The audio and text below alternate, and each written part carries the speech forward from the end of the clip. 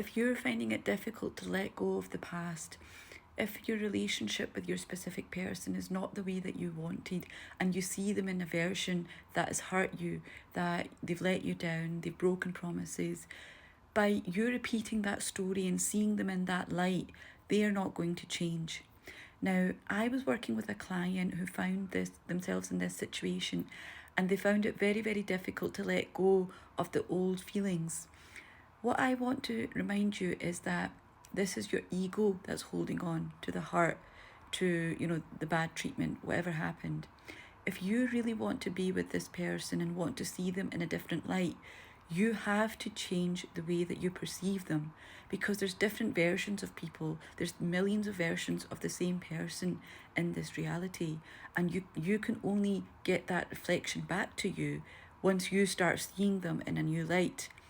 Now, that's obviously not to say take any bad treatment or abuse or anything like that. If you're in that situation, get out of there. And you can still do this from a distance.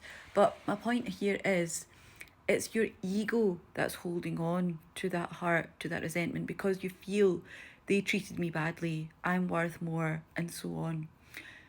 Once you're in a state of knowing your worth, knowing that you are this person who doesn't get treated badly, you let go of that ego, because you're not connected to like any worldly desires. You're in a state where you know who you are and what you deserve. And from that point, you then revisit the version of this person, and you see them in a light which you want to see them. You forget what's happened in the past, and you start, imagining, you start focusing on the version of them that you do want. Now, eventually that person will come back in that reflection back to you. And at that point, then you can decide, because you're always in control, you can decide, do I want this person in my life from the version that they are now?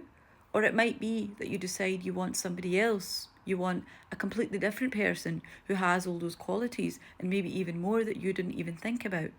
So the point here is, we have to detach from the ego. We have to think from a neutral place where we're just calm. We know who we are, we know our power, and we know that we can have anything we want. And that whatever happened in the past, if you were hurt, it was a version of you that experienced the hurt, who wasn't feeling worthy or valued.